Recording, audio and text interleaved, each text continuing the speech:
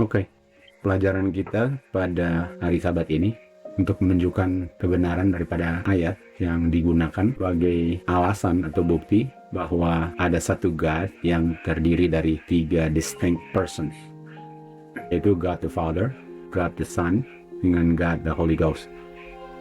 Dan ayat ini digunakan sebagai bukti oleh mereka yang ajarkan doktrin Trinitas. Namun dari pelajaran ini kita akan lihat dari Alkitab dan Nubuat bahwa klaim itu tidak alkitabiah dan tidak sesuai dengan apa yang ditulis oleh Mrs. White. Oke, judul pelajaran kita adalah God Elohim. Nah, mari kita lihat apa artinya God Elohim, sehingga ayat ini digunakan sebagai bukti bagi mereka yang percaya atau mengajarkan doktrin Trinitas bahwa ada 3 beings, Bapa, Anak, dan Roh Kudus, berdasarkan apa yang tertulis di ayat ini. Di Kejadian 1:26 ayatnya, yaitu, And God said, let us make man in our image, after our likeness. Nah, kata God ini, Ibraninya adalah 430, bahasa Ibraninya adalah Elohim. Nah, pertanyaannya, apa hubungan kata Elohim dengan doktrin Trinitas? Kata God yang adalah Elohim ini, dibilang di situ adalah plural. Nah, plural itu artinya jamak. Dan saya sering mendengar ataupun melihat komen di YouTube ya, yang menyatakan bahwa itu Kejadian 1:26 itu jamak. Sehingga semua presentation yang sudah dipresent untuk membuktikan pada anak sebagai oknum, seakan-akan ditumbangkan dengan kata jamak ini. Tentu saja hanya dengan melihat jamak, bukan berarti itu artinya ada 3 oknum ilahi. Karena jamak itu bisa 2, 3, 4, 5, dan sebanyak mungkin. Sangat convenient juga untuk mereka yang ajarkan Trinitas, mereka pilih jamaknya 3. Karena jamak itu nggak harus 3 kan? Nggak harus 3 jamak itu. Oke? Jadi di sini dikatakan bahwa Elohim plural, oke? Jamak. Nah, mari kita lihat kata Elohim ini dalam bahasa Ibraninya, di mananya dari kata itu yang mengatakan jamaknya. Ini yang saya warnakan kuning ini sebelah kiri, itu adalah im. Dan itu adalah suffix. Suffix itu adalah akhir daripada kata yang ditambahkan ke kata akar itu. Contohnya, self adalah kata akar, kata dasar, lalu ish. Nah, ish itu adalah suffix. Jadi sebenarnya elo lalu im. Imnya itu yang jamak. Elo, im. Imnya itu suffix daripada kata elo itu yang artinya jamak. Dan ini kata God. Kata God. Artinya God itu jamak. Bukankah sangat convenient bagi mereka yang percaya doktrin Trinitas bahwa kalau God itu jamak, itu buktinya bahwa God the Father, God the Son, dengan God the Holy Spirit adalah jamaknya daripada God itu di Kejadian 1 ayat 26, betul? Oke, sekarang kita membuktikan. Karena hanya dengan dibilang begitu bukan berartinya itu. Kita harus mengizinkan Alkitab yang menjelaskan kepada kita apa artinya, tanpa ada preconceived ideas yang kita mau pertahankan, sehingga kita siap untuk merubah pendapat kita kalau tidak sesuai dengan apa yang dijelaskan oleh Alkitab. Jadi mari kita lihat di Kejadian 1:26. Nah, kalau God itu, walaupun im itu adalah jamak, tapi kita bilang dia adalah satu God, karena kita belum tahu apakah jamaknya ada 3 God, walaupun Trinitas mengajarkan cuma ada satu God ya. Walaupun masing-masingnya adalah God, sehingga ada 3 God, walaupun cuma satu God, itu misalnya. Jadi kalau God ini tunggal, artinya in the beginning, God, tunggal, He created the heaven and the earth. Jadi numerically singular, artinya kalau God itu, atau kalau jamaknya itu, bicara tentang number, jumlah matematika lah. Jumlah 1, jumlah 2, jumlah 3. Dan kalau cuma satu, artinya He. He itu menunjukkan tunggal dari sudut pandangan matematika, yaitu nomor, hitungan. Jadi apakah jamaknya ini yang adalah im berlaku dalam premis jumlah matematika? Apakah jumlah matematika? Sehingga ada 3 God, jumlah matematika 1, 2, 3. Dan kalau artinya cuma tunggal, artinya God adalah He, dia menciptakan langit dan bumi. Kalau artinya 1. Nah, mari lihat kalau artinya jamak, yang mana dianjurkan itu berdasarkan im, yaitu suffix daripada Elohim, yang artinya jamak. Jadi kalau jumlahnya lebih dari 1, if numerically plural, jadi kalau if numerically plural, artinya kalau jumlah hitungan matematikanya lebih dari 1, artinya God ini they, mereka. Dan kalau God ini they, mereka, artinya ada kemungkinan doktrin Trinitas ini benar. Tetapi kalau God ini adalah He, cuma tunggal, artinya salah dong untuk mengartikan ayat ini sebagai bukti untuk mendukung doktrin Trinitas. Itulah yang kita mau pelajari dan buktikan dari Alkitab sendiri. Jadi mari kita lihat, karena ini bicara tentang penciptaan, Kejadian 1:26 ini adalah cerita penciptaan di mana manusia diciptakan. Artinya kita lihat di Kejadian 1 di mana itu diciptakan kan, hari pertama sampai hari ke-6. Jadi kita lihat di Kejadian 1 yang bicara tentang God. Apakah God di Kejadian 1 berdasarkan cerita penciptaan bicara tentang jamak jumlahnya atau tunggal jumlahnya? They, God Elohim they, atau God Elohim itu He. Jadi mari lihat ayat pertama. Ayat pertamanya di Kejadian 1:5. And God Elohim called the light day, and the darkness He called night. Dan He inilah singular, tunggal. Artinya Elohim ini sesuai dengan ayat ini nggak bicara tentang jumlah jamak oknum.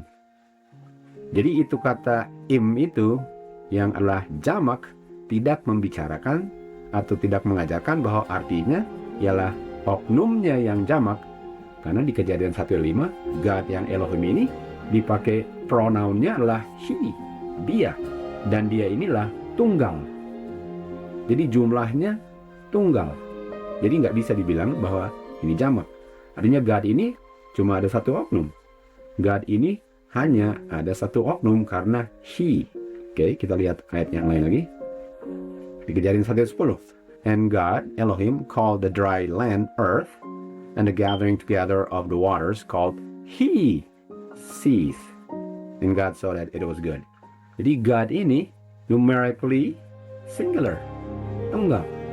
Jadi Elohim itu yang artinya God ini itu bicara tentang oknum single. Itu bicara tentang oknum yang singular, tunggal, bukan jamak. Jadi pertanyaannya, apanya dari kata Elohim yang jamak? Well, paling kurang sejauh ini kita tahu bukan jumlah oknum God-nya, bukan jumlah persons God-nya. Sebagaimana yang diajarkan doktrin Trinitas, jumlahnya jamak, yaitu 3 walaupun dibilang satu God.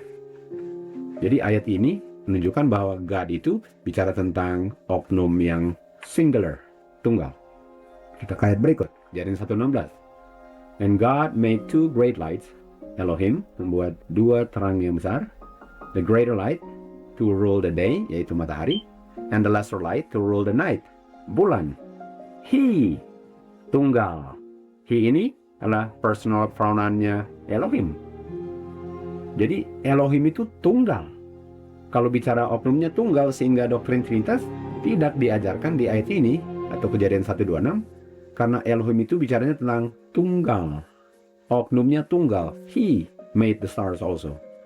Jadi kita sudah bisa lihat bahwa God ini tunggal. Di Kejadian 1:26, tunggal. Jadi apa dan jamaknya? Jamaknya bicara tentang apa? Berdasarkan ayat-ayat ini, jamaknya tidak berbicara tentang dia punya jumlah oknum God. Oke, kita lanjut ke ayat berikut. Setelah ayat 26, kita tahu ayat 27, so God atau Elohim created man in His own image, tunggal. In the image of God created He, him, tunggal. Male and female created He, them, tunggal. Artinya Elohim yang orang-orang gunakan sebagai bukti, orang-orang yang percaya, ajarkan, atau menganut doktrin Trinitas, yang mana mereka gunakan Kejadian 1:26. Mereka bilang ini Elohim, itu buktinya ada 3, walaupun ayat nggak bilang 3, salah. Karena God jumlahnya cuma 1.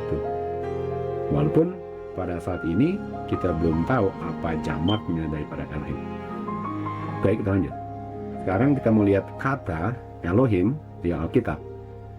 Ada nggak kata Elohim yang bisa kita gunakan sebagai bukti bahwa yang kita pelajari ini benar, cuma ada satu oknum?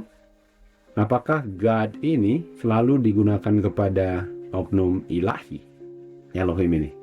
Well, kalau orang nggak belajar atau nggak tahu, ya iyalah jawabannya kan. Tapi kita belum cari. Kita belum cari di Alkitab apakah selalu harus digunakan pada oknum ilahi. Yang sejauh ini kita tahu jumlah oknumnya cuma 1. Oke, jadi kita ke Keluaran 7 ayat 1. Dan the Lord said unto Moses, berbicara kepada Musa, lihatlah, I have made thee a God to Pharaoh. Nah, ini kata God ini adalah 430. Elohim. Kah Tuhan membuat Musa menjadi God sebagaimana Bapa adalah God? Tentu saja tidak. Jadi kata Elohim ini digunakan untuk Musa, atau kata Elohim ini digunakan bagi Musa. Mari lihat ya. And the Lord said unto Moses, see, I have made thee, saya telah membuat kamu Elohim to Pharaoh. Jadi kamu adalah Elohim bagi Firaun. Nah, Musa bukan God the Father di surga, tapi Musa dibilang sebagai Elohim. Nah, pertanyaannya, ada berapa Musa di sini? 1. Cuma ada 1 Musa. Ini buktinya bahwa Elohim itu bicara tentang 1 oknum. Nah, apa artinya kamu akan menjadi Elohim bagi Firaun? Apa artinya kamu akan menjadi Elohim bagi Firaun? Nah, kita tahu Musa adalah tunggal. Musa adalah oknum tunggal. Numerically, dia singular. Apanya daripada Musa dan yang jamak? Yang mana jamak juga bagi God, Elohim. Karena inilah ilustrasi daripada Elohim di Kejadian kan. Apanya daripada Musa yang yang jamak. Nah, kita lihat ketukan berikutnya di Keluaran 11 ayat 3. And the Lord gave the people favor in the sight of the Egyptians. Moreover, the man Moses, ini kan, jadi si Musa ini was very great, sangat great di Mesir, di hadapan hamba-hambanya Firaun, dan di hadapan orang-orang Mesir, Musa very great. Atau Elohim very great. Apa artinya Elohim very great? Apakah very great itu tunggal atau jamak? Karena kan tadi kita lihat ayatnya di Keluaran 7:1, Musa adalah Elohim bagi Firaun. Musa adalah tunggal, oknum yang tunggal, sebagaimana God, oknum yang tunggal, bukan terdiri dari 3 distinct persons, sesuai dengan ajaran doktrin Trinitas. Lalu kita lihat Moses yang tunggal, very great, karena kita mau cari tahu jamaknya. Apa jamaknya Elohim yang diilustrasikan di Musa bagi Firaun? Well, dikatakan bagi Firaun atau bagi hamba-hambanya Firaun dan bagi orang Mesir, Musa sangat great di Mesir. 1 oknum yang tunggal ini sangat great bagi Firaun dan semua orang di Mesir. Mazmur 104 ayat 1. Diberkatilah the Lord, O my soul, O Lord my God, Elohim, tunggal. Kalau dibilang apa? Thou itu tunggal. Kalau you kan bahasa Inggrisnya bisa jamak kan, dalam belajar. Thou itu tunggal, thee itu tunggal. Thou, God yang tunggal, art very great. Nah, ini sama dengan Musa kan tadi. Musa kan very great. Bukan cuma very great, engkau dijubahi dengan kehormatan dan majesty. Oke, kehormatan dan majesty. Oke, mari kita mundur sedikit ke Musa tadi. Di sini dikatakan bahwa Moses was very great Tapi kita tahu kan Musa itu sebagaimana Elohim, tapi Musa itu adalah Elohim bagi Firaun. Okay? Musa adalah Elohim bagi Firaun. Sementara Tuhan itu very great, majesty, and honor. Nah sekarang saya tanya, waktu dibilang very great, majesty dengan honor itu karakteristiknya satu atau lebih dari satu? Lebih dari satu. Kata lain lebih dari satu apa? Jamak. Artinya Elohim, jamaknya nggak bicara tentang jumlah oknumnya.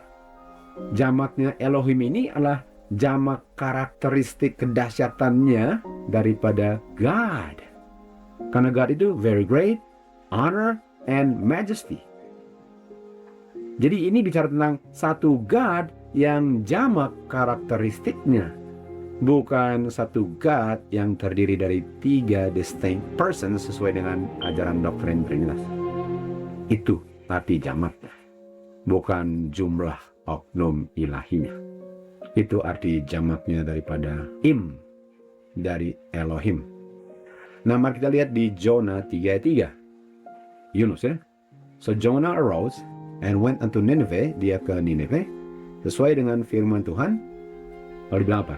Nineveh was an exceeding great city of 3 days journey. Jadi Nineveh ini adalah satu kota yang great, yang sangat Elohim great. Apakah exceeding ini bicara tentang Nineveh? Iya, bukan Ninevehnya.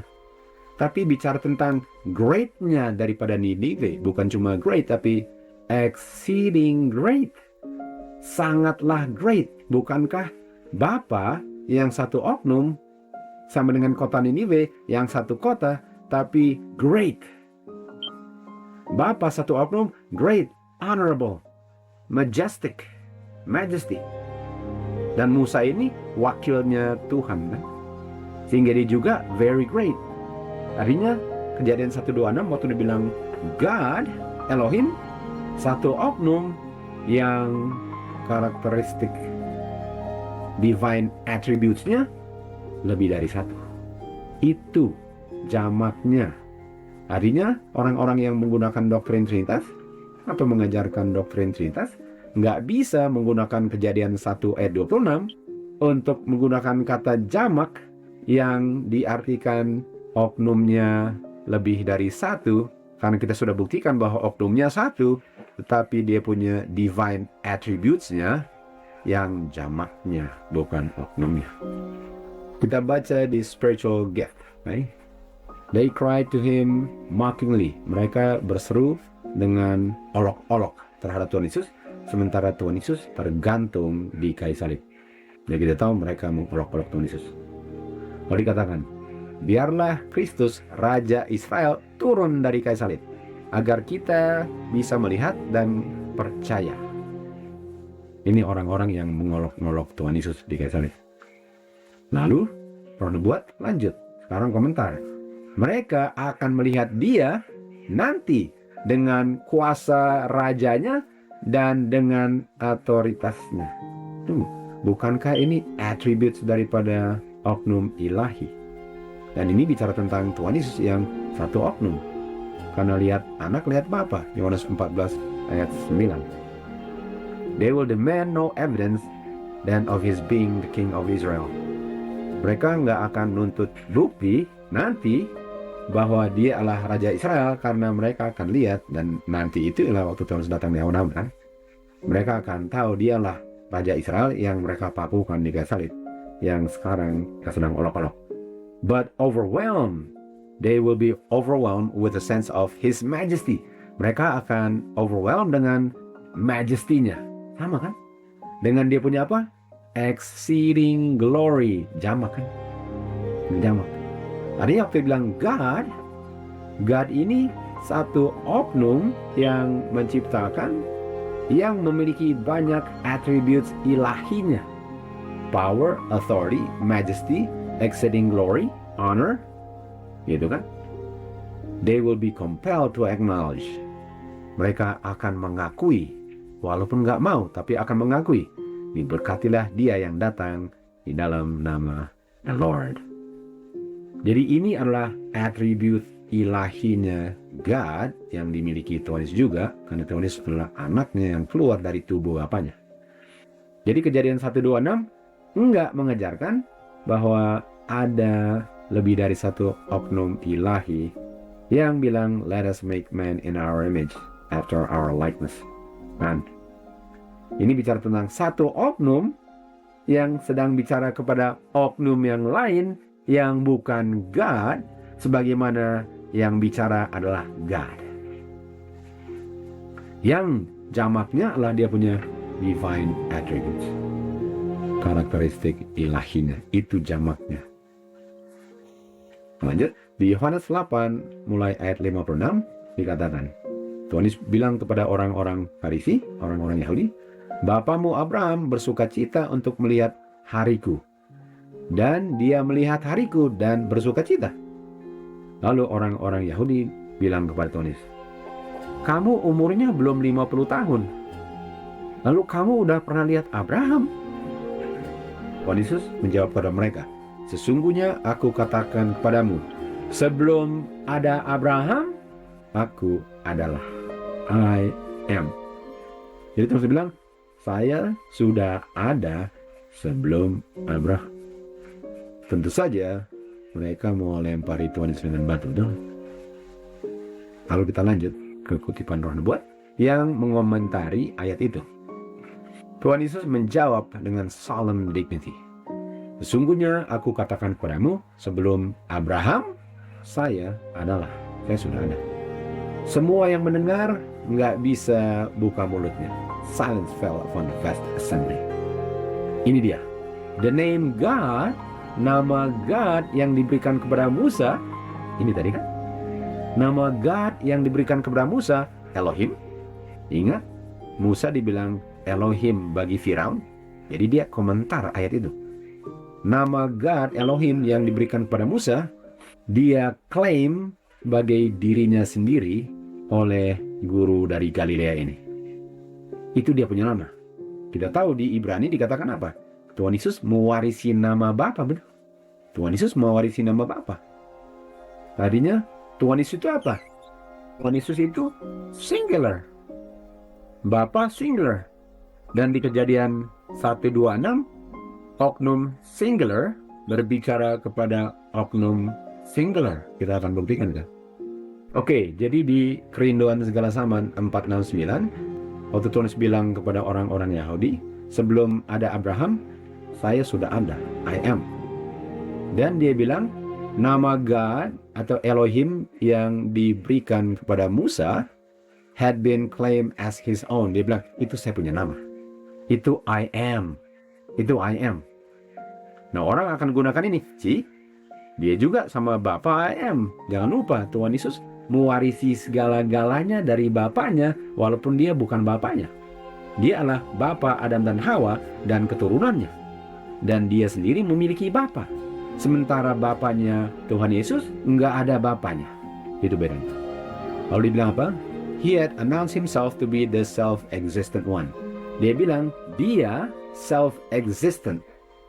Ini kalau kita nggak mengerti self-existent, ini bisa jadi co-eternal. Saya akan jelaskan di sini supaya nggak ada yang perlu terkecoh ya. Nah, kita tahu bahwa Tuhan Yesus itu tubuhnya, semua elemen tubuhnya lah Bapa punya. Dia punya substance, dia punya essence. Semuanya anak adalah Bapa punya. Jadi Tuhan Yesus punya tubuh itu terdiri dari bahan yang self-existent. Tuhan Yesus punya tubuh itu terdiri dari bahan yang nggak ada awalnya. Tuhan Yesus punya tubuh itu terdiri dari bahan yang eternal. Bedanya, Tuhan Yesus punya personality, ada awalnya. Jadi waktu dibilang, saya ini self-existent, dia nggak bicara tentang dia punya personality sebagai anak Bapa, karena itu ada awalnya, waktu dia keluar dari Bapanya. Tapi tubuhnya nggak ada awalnya, karena bahannya bahan Bapa. Dan karena bahan Bapa itu eternal, bahan Tuhan Yesus itu eternal. Karena bahan Bapa itu self-existent, bahan tubuh Tuhan Yesus sebagai anak ilahinya self-existent. Sebagaimana Bapa, demikian juga anak. Itulah sebabnya kita lihat di Ibrani 1:3, Tuhan Yesus adalah the express image perfect copy daripada the Father's person. Itu artinya the self-existent one. Dia yang telah dijanjikan kepada Israel, yang going forth itu keluar dari Bapanya. Kalau dia keluar dari Bapanya, artinya bahan tubuhnya adalah bahan tubuh Bapanya. Sama dengan Hawa. Hawa punya bahan tubuh diambil dari Adam.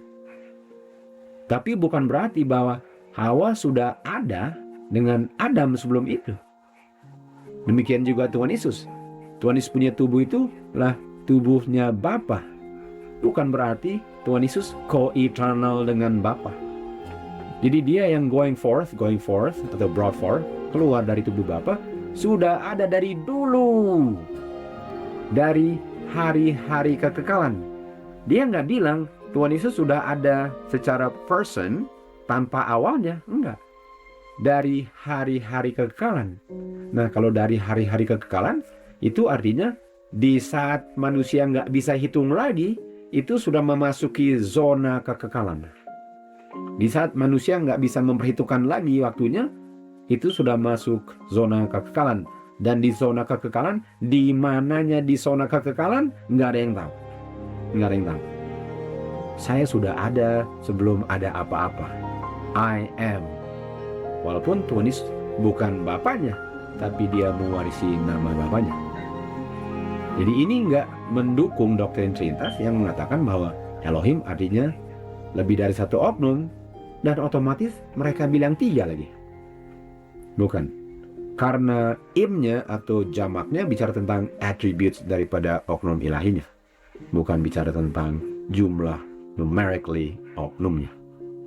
Jadi Tuhan Yesus apa? The self-existent. Punya tubuh. Dia punya substance. Bukan personality. Bapa yang self-existent. Personality-nya dengan tubuhnya self-existent. Tuhan Yesus tubuhnya Bapa, yaitu self-existent. Tapi personality-nya ada awalnya waktu dia came forth, was brought forth from the Father, right? Keluar dari Bapa. Kan? Jadi dia punya jamak adalah self-existent, majesty, honorable, very great, exceeding great. Ini jamaknya daripada Elohim, bukan jumlah oknum ilahinya. Hai, lanjut. Efesus 3:9. Jadi pertanyaannya. Jadi siapa dan God di Kejadian 1:26 kan? Siapa itu God di Kejadian 1:26? Well, di Efesus 3:9 dikatakan God, sementara God ini adalah Theos ya kalau bahasa Grekanya. Tapi kalau bahasa Ibrani adalah Elohim. God yang menciptakan segala-galanya. Dan God ini siapa? Satu oknum.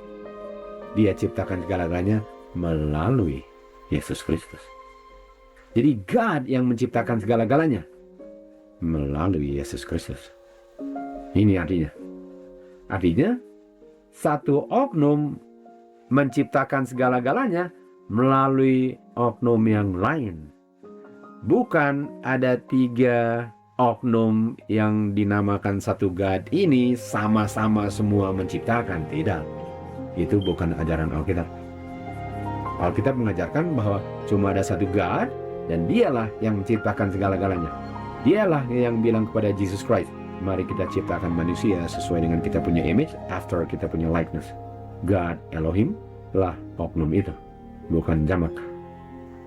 Ibrani 1 ayat 1-3. God, Theos, yang adalah Elohim di Ibrani, yang dulu kala dengan berbagai macam cara berbicara kepada nenek moyang kita melalui nabi-nabi, Musa, Elijah, dan seterusnya. Sekarang berbicara kepada kami melalui anaknya yang telah ditetapkan untuk mewarisi segala-galanya. Lalu diteruskan di ayat ini dikatakan melalui anaknya juga God menciptakan bumi-bumi. Nah ini dia. Jadi di Kejadian 1:26 God bilang kepada anaknya, mari kita ciptakan, dan God lah yang menciptakan melalui anaknya. Jadi satu oknum, God, Elohim, yang memiliki jamak atribut ilahinya, berbicara kepada anaknya yang memiliki atribut ilahi yang jamak juga. Dan dia katakan, mari kami ciptakan sesuai dengan kami punya image. Artinya doktrin Trinitas salah dengan mengklaim bahwa ayat ini adalah bukti Trinitas hanya karena ada kata jamaknya. Padahal jamaknya nggak bicara tentang jumlah oknumnya.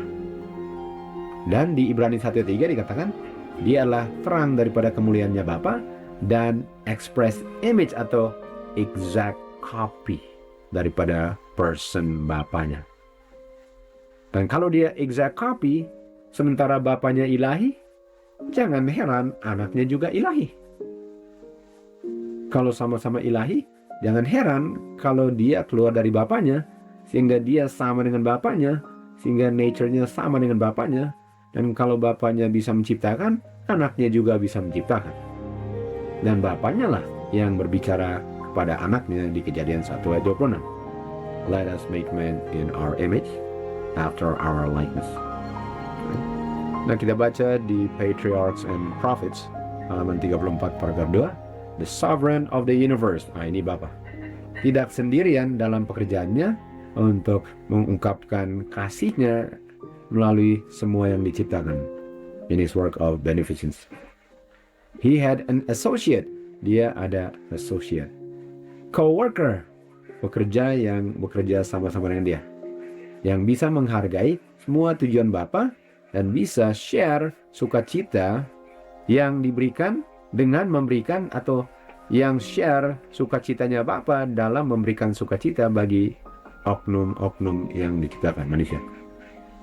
Lalu paragraf 2 dikatakan, Bapa bekerja melalui anaknya dalam penciptaan semua heavenly beings. Itu nih. Jadi Bapa bicara kepada siapa di Kejadian 1:26? Pada anaknya. Bapa satu, anak satu personalitinya. Dan kata God itu Elohim, yang artinya jamak, bukan jumlah oknumnya, tetapi jamak dalam atribut ilahi.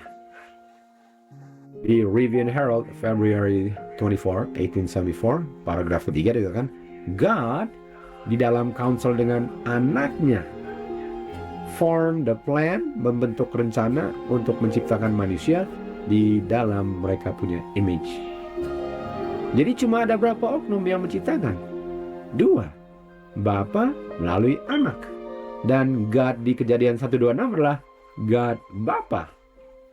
Sesuai dengan 1 Korintus 8:6, kita cuma ada satu God, yaitu Bapa. Itulah Elohimnya. Sama sekali nggak ada urusan dengan jumlah oknum Elohimnya, pluralnya. Okay? Story of Redemption halaman 20 paragraf 2 dikatakan, and now God said to his son. Kejadian 1:26 dikutip, Bapa bilang kepada anaknya, mari kami ciptakan manusia sesuai dengan kami punya image. Satu oknum bilang kepada satu oknum lainnya. Oknum Bapa tunggal bilang kepada atau berbicara kepada oknum tunggal anaknya. God, Elohim, adalah oknum tunggal yang memiliki jamak atribut ilahinya. Bukan artinya ada lebih dari satu oknum dalam God ini. Artinya doktrin Trinitas salah. Doktrin Trinitas bukan ajaran Alkitab. Doktrin Trinitas tidak bisa diterima sebagai kebenaran surgawi. Di 21 LTMS dikatakan, and God said, and Elohim said, mari kami menciptakan manusia sesuai dengan kami punya image, sama dengan kami punya rupa. Lalu ditanyakan, siapa yang di-address? Atau Bapak ngomong kepada siapa ya? Bapak ngomong kepada siapa ya? Jawabannya, the Lord Jesus Christ. Bapak ngomong kepada anaknya, who declares himself to have been with the Father from the beginning. Yang mana anak bilang, saya udah dengan Bapak saya sejak hari-hari kekekalan sebelum ada yang diciptakan. Saya dengan Bapak saya sudah bersama-sama merencanakan ini semua. Artinya, apakah kita sudah mengerti bahwa kata God, Elohim, yang mereka gunakan di Kejadian 1:26 tidak artinya ada jumlah oknum yang jamak. Nah, apa jamaknya? Jamaknya adalah dia punya atribusi daripada dia punya karakteristik ilahi. Majesty, honor, exceeding great, very great, self-existent, Almighty God. Itu semua jamaknya. Artinya apa artinya Elohim?